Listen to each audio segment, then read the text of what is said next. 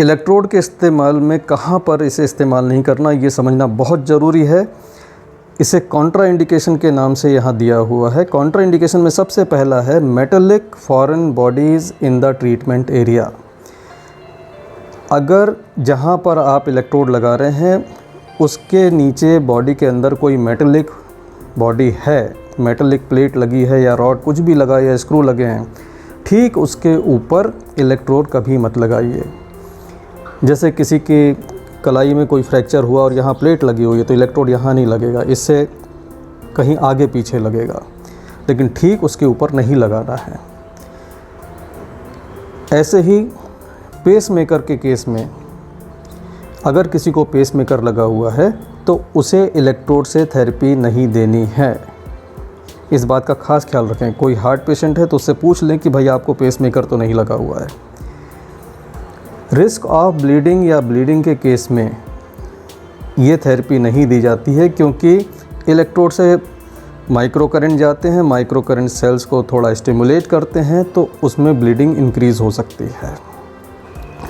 Sensitive skin area या radiation therapy जिस area पर हुई हो वहाँ पर इलेक्ट्रोड से थेरेपी नहीं देनी है, ठीक उस एरिया पे नहीं देनी है, उससे साइड में आप दे सकते हैं।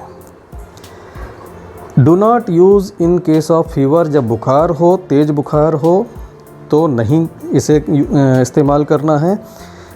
हल्के फुल्के बुखार में इस्तेमाल किया जा सकता है, लेकिन क्या होता है कि जब आप इसे इस्तेमाल करते हैं तो बहुत से लोगों में शरीर का तापमान बढ़ जाता है, टेम्परेचर बढ़ जाता है। तो in case of high fever बिल्कुल भी यूज़ ना करें, और प्रेगनेंसी के टाइम में इसे बिल्कुल इस्तेमाल नहीं करना है। किसी को एपिलेप्सी है यानी मिर्गी है, मिर्गी वाले व्यक्ति को भी इलेक्ट्रोड से थेरेपी नहीं देनी है। Do not use electrodes on the head. Head यानी आँखों के ऊपर वाले हिस्से में हमें इलेक्ट्रोड नहीं लगाना चाहिए, माथे और सिर में। दांतों के दर्द में, जबड़े के दर्द में, गाल के दाएं बाएं इलेक्ट्रोड लगाए जा सकते हैं। हेड का मतलब आँखों की लाइन से ऊपर का हिस्सा, तो वहाँ पर इलेक्ट्रोड नहीं लगाना है। Do not use in the heart area, यानी आपको चेस्ट के हार्ट वाले साइड में इलेक्ट्रोड नहीं लगाने हैं। कुछ दवाओं के साथ भी सावधानी रखनी होती है, जैसे ब्लड थिनर मेडिसिन है, एंटी डायबिटिक्स है, ब्लड प्रेशर लोअरिंग ड्रग्स हैं, हार्मोन्स वाले ड्रग्स हैं, स्पेशली थायराइड वाले, बीटा ब्लॉकर। तो ये जो दवाइयाँ हैं, इन दवाइयों के साथ जब आप ये थेरेपी लें तो आपको समय समय पे चेक रखना पड़ेगा कि आपको इनकी ज़रूरत उतनी है या नहीं जितनी आप ले रहे हैं।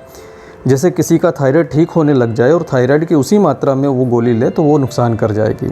जैसे किसी का शुगर बहुत हाई है और उसका शुगर नॉर्मल आ चुका हो इसको यूज़ करते करते, और शुगर की वो उतनी ही दवा लेता रहेगा तो उसका शुगर लो जा सकता है।